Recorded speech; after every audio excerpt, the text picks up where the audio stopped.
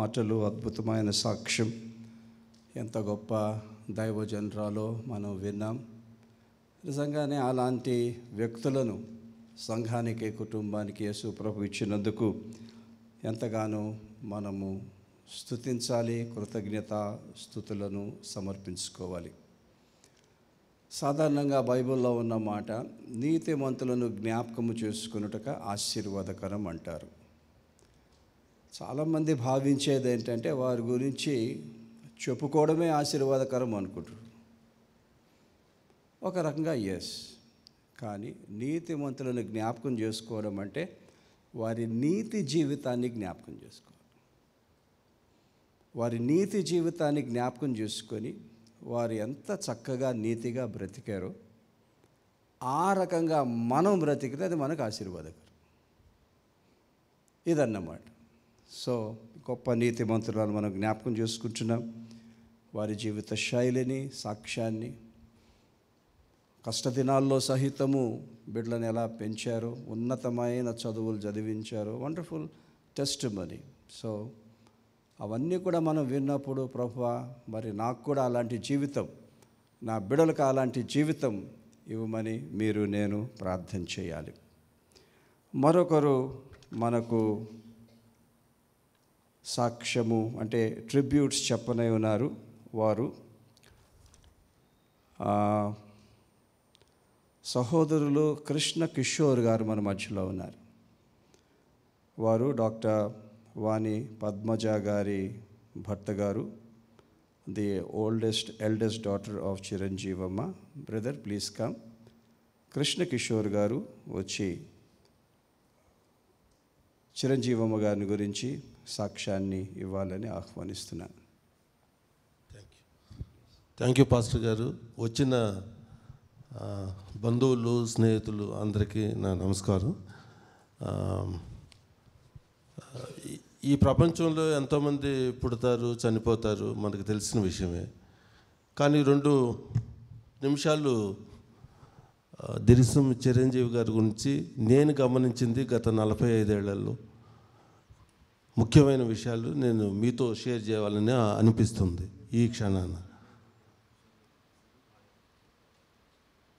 ఆవిడ qualified teacher, wife of income tax department officer. భర్తగా తను భర్త కోసం, భార్యగా తను సర్వీస్ చేస్తూ ఆ సర్వీస్ మానేసి పిల్లల కోసం, పిల్లల్ని బాగా చదివించాలనేటువంటి ఆశతోటి, తర్వాత ఆయన అనేక ప్రదేశాలు ఉద్యోగరీత్యా వెళ్తున్నప్పటికీ ఆవిడ ఒక చోట ఉండి పిల్లల్ని జాగ్రత్తగా చదివించడం జరిగింది. మనం ఒక్కసారి ఆవిడ జీవితం గురించి ఆలోచిస్తే నాకు 2-3 విషయాలు, అంటే క్వాలిటీస్, ఆవిడలో ఉన్నటువంటి క్వాలిటీస్ నేను గమనించింది ఏంటంటే, ఎప్పుడూ కూడా తన జీవితము ఒక రెస్పాన్సిబుల్, అంటే ఒక కర్తవ్య పరంగా ఏం చేయాలి, భార్యగా తన భర్త కోసం. నా సిస్టంలో చెప్పింది, వాళ్ళ నాన్నగారు చనిపోయినప్పుడు, వాళ్ళ నాన్నగారు దాదాపు ఒక 30-40 ఏళ్ళ నుంచి పేషెంట్గా ఉన్నప్పటికీ కూడా జాగ్రత్తగా ఆయన్ని చూసుకుంటూ, ఒక పిల్లవాళ్ళలాగా చూసుకుంటూ, పిల్లల్ని చదివిస్తూ, పిల్లల్ని పెళ్ళిళ్ళు చేస్తూ, మనవరాళ్ళకి కావాల్సినవన్నీ చూస్తూ, అసలు ఆవిడ గురించి చెప్పాలంటే ఆవిడకి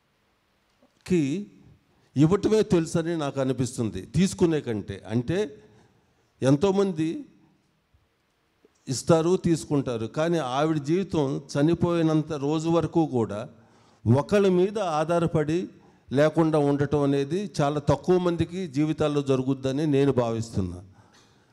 చాలామంది అనుకుంటారు ఇంకోళ్ళ మీద ఆధారపడకూడదు, ఇంకోరికి భారం కాకూడదని.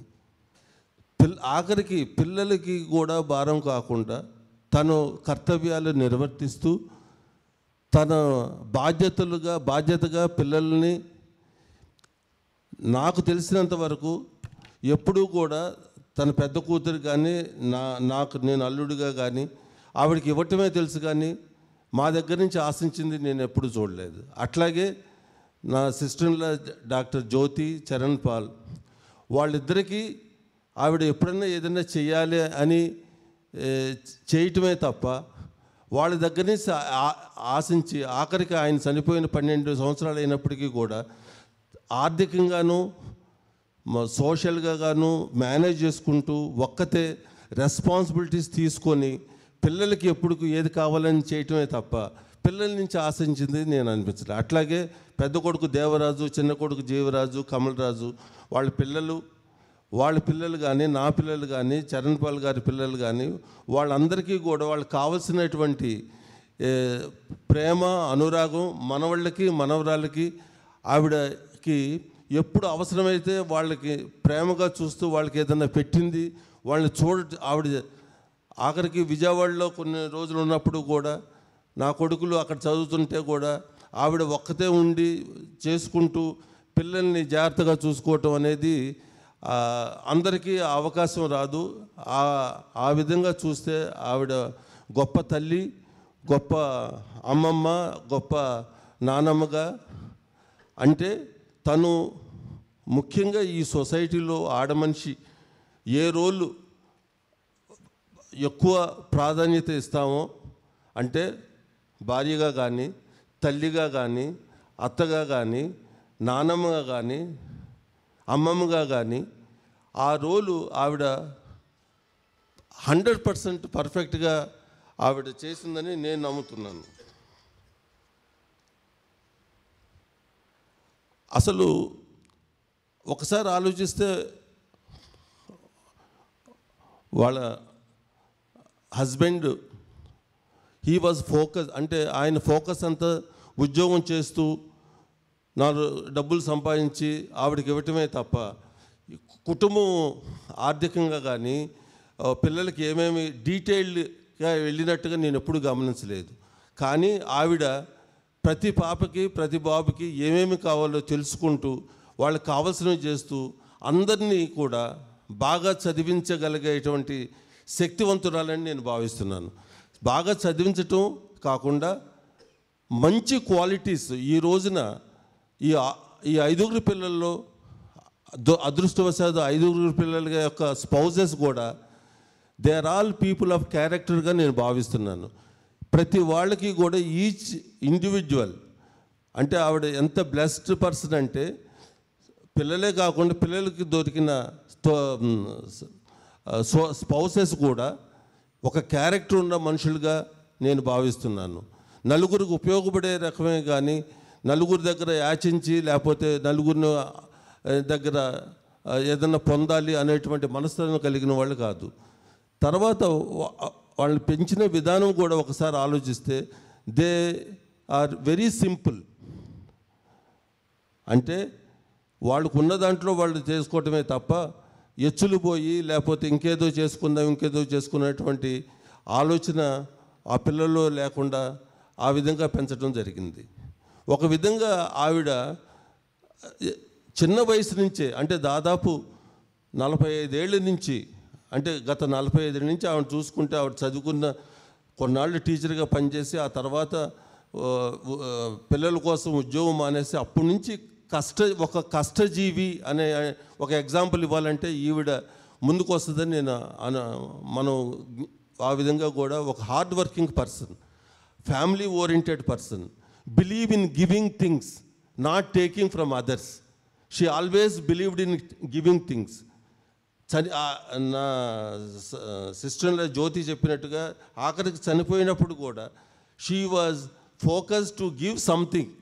She never wanted to become a burden to the sons or daughters or their spouses or grandchildren.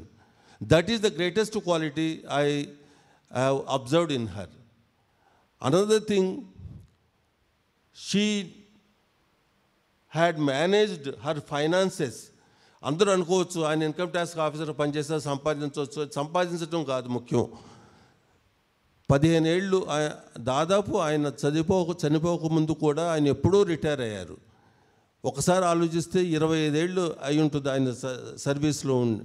గత 25 ఏళ్ళు 30 ఏళ్ళ నుంచి ఆవిడ ఈరోజు వరకు కూడా పిల్లలకి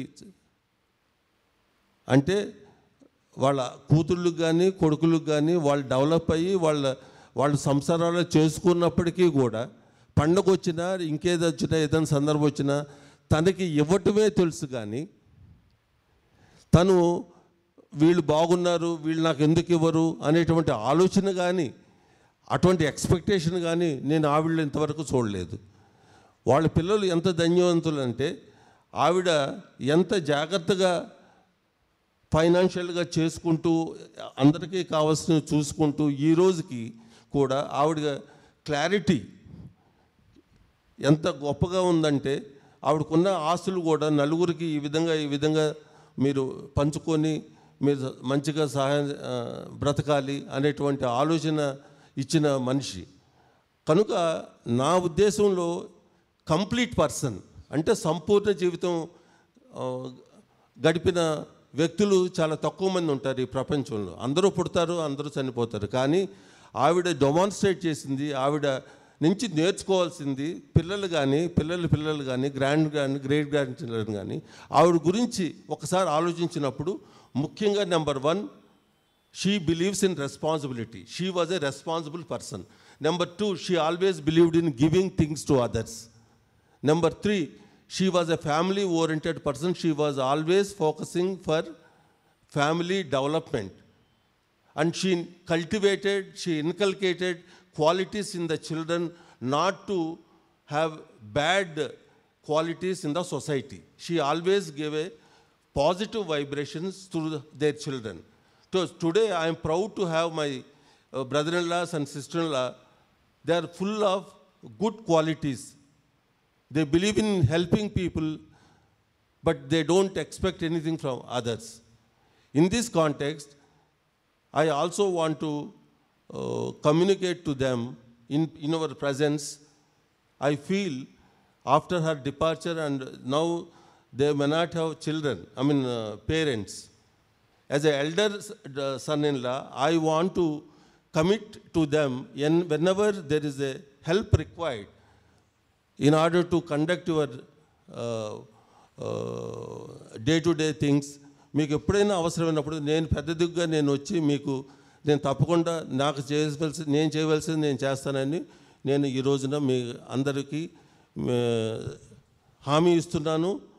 ఈ దుఃఖ సమయంలో ఒక మంచి ఈవెంట్గా భావించమంటున్నాను. ఎందుకంటే మీరందరూ అదృష్టవంతులుగా నేను భావిస్తున్నాను.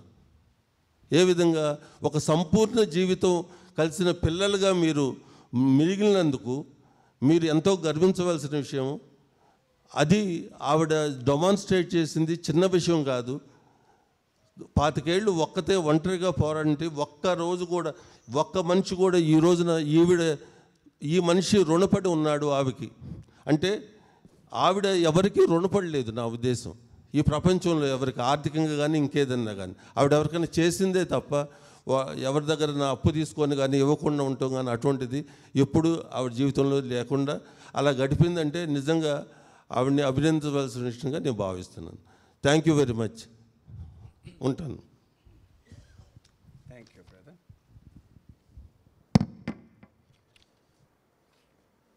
కృష్ణ కిషోర్ గారు అత్తగారి గురించి చాలా అమూల్యమైన మాటలు చెప్పారు.